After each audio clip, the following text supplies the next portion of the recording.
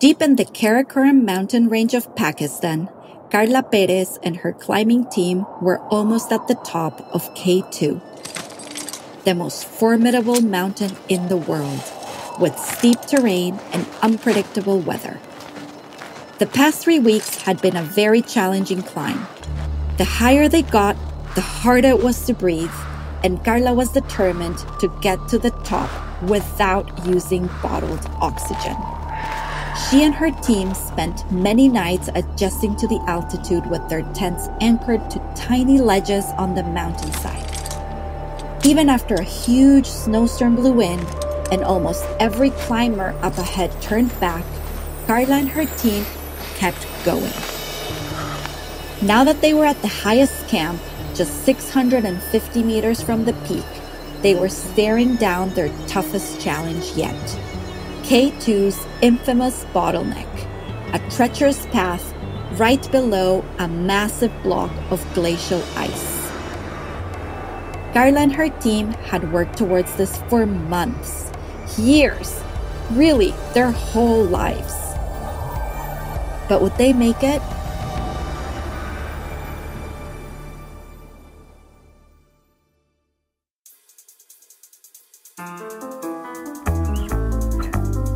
I am Karla Gallardo, and this is Goodnight Stories for Rebel Girls, a fairy tale podcast about the real-life rebel women who inspire us. On this episode, Carla Pérez, an Ecuadorian mountaineer who climbed to the top of the world and inspires others to do the same.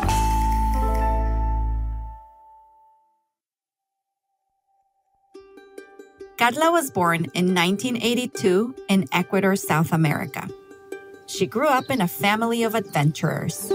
Her father, Santiago, especially loved paragliding, hiking, and climbing in the mountains that surrounded their historic city of Quito. When Carla was 4, her father brought her along on a hike to the top of Pasochoa, a dormant volcano near their home.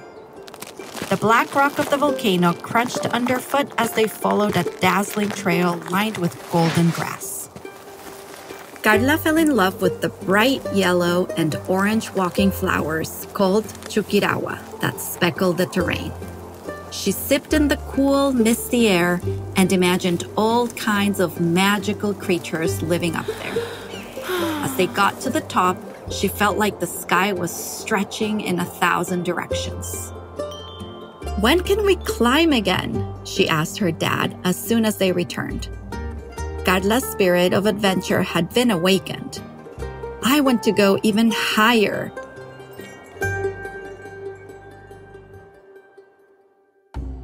At 14, Carla joined a mountaineering club and learned different techniques for climbing high peaks.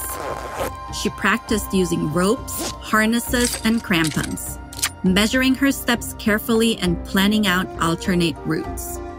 Then, she got to live in France and discovered a whole new way of climbing the Alps, their steep vertical stretches daunting and energizing her.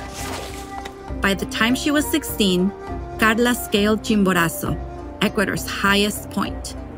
That same year, after being inspired by the first Ecuadorian to summit Mount Everest, the world's highest mountain, Carla vowed that one day she would too. Carla's path to Everest was long, though, and took a lot of turns. First, she went to a university near the French Alps to study geology and geochemistry. She wanted to know everything about how these craggy peaks formed and all the different ways the Earth shifted and evolved. While she was fascinated by her courses and loved studying about the Earth, she felt disconnected being inside. She needed to experience nature and all of its wonders. So she set out again. For the next 5 years, Carla dedicated herself to climbing, tackling steeper and more challenging treks. She didn't always make it to the top. Sometimes she got sick because she didn't hydrate or eat well during the climb. Sometimes her equipment just wasn't right for the task. But each time she set out, she was intentional and curious. Her goals were to keep daring herself to go further and to always learn from her mistakes. And soon, she stood out as one of the few women in the world of extreme mountaineering, setting records for climbing some of the tallest peaks in the world and becoming the first Latin American woman to do so. In 2013, Karla felt like she was finally ready to take on Mount Everest.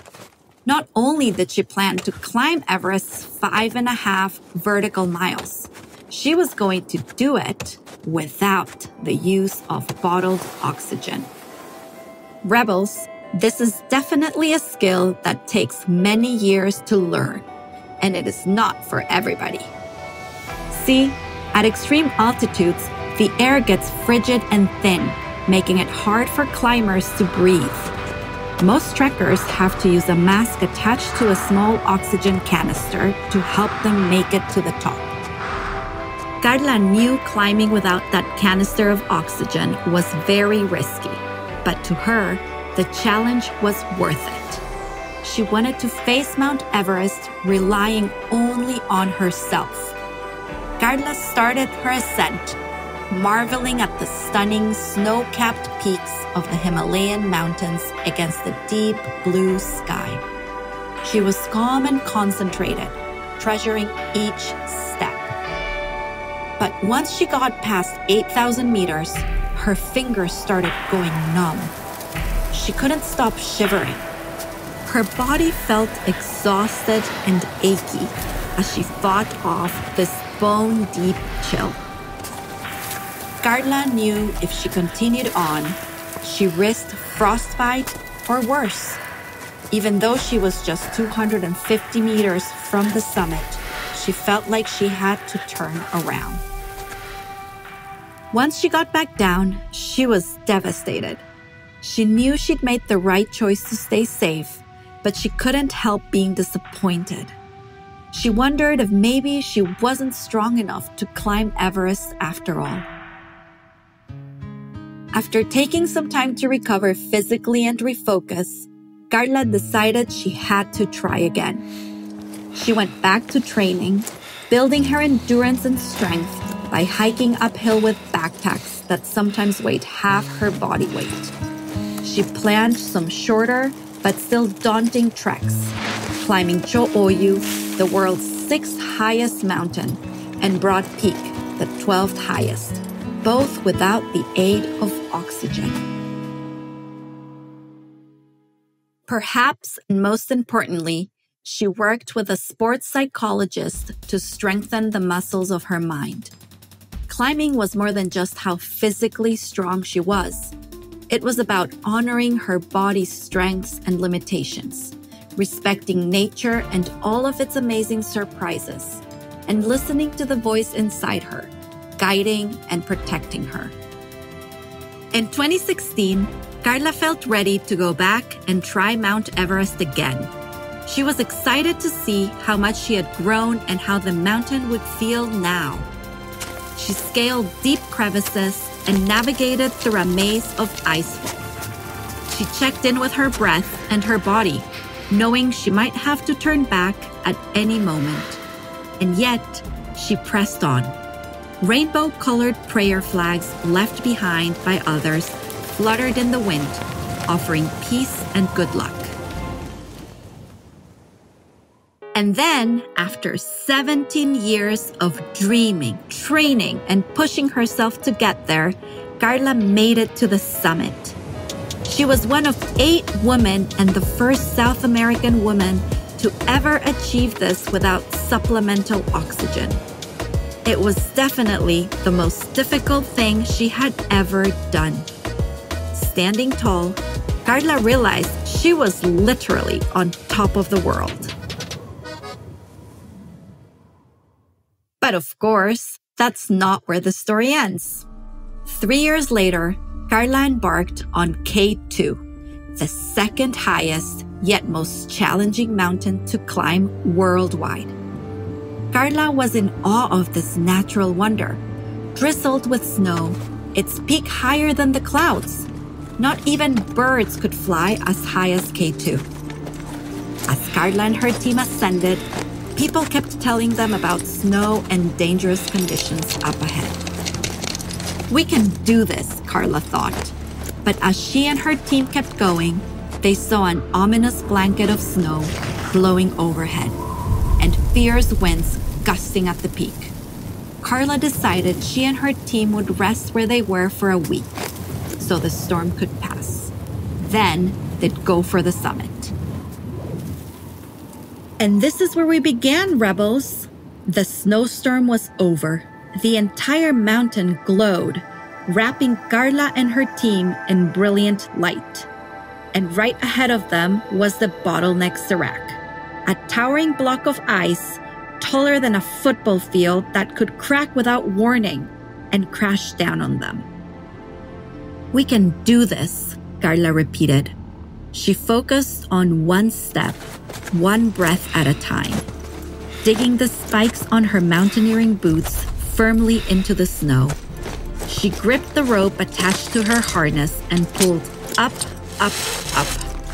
Sometimes the path was so steep, she was practically crawling. It took 6 hours, but she and the team made it through the bottleneck Serac. And now, the wild winds they had seen before had actually cleared the trail. They were 200 meters from the summit, and it felt like the mountain was receiving them with open arms. As Karla trekked those last meters up the narrow spine of the mountain to the top, she sensed a deep connection to the mountain and all the women mountaineers who had come before her. And as she stood at the top and took in a full breath, Carla Pérez became the first woman from the Americas to summit K2 without supplemental oxygen, and the first woman to summit both Mount Everest and K2 in the same year. Karla fell to her knees, full of joy and gratitude. In her red snow coat, she was a blazing bright figure above the clouds. The snow glittered all around her, and she felt like she could almost touch the sun. To this day, Karla inspires people all over the world. Even when she has to turn around and start over, she never compromises on her dreams. As a guide, she shares her love of the mountains with others and helps people reach new heights. She also works hard to ensure that people of all backgrounds and abilities can have access to outdoor adventures. She believes these incredible mountains can teach every human about the beauty and mystery of life. Rebels, you don't have to climb actual mountains to find this kind of thrill and wonder. When you're faced with a challenge, remember Karla's rebel spirit. Learn from your missteps. Don't be afraid to start over and enjoy the journey. If you push just a little further and trust in yourself, you'll be amazed at how high you can climb.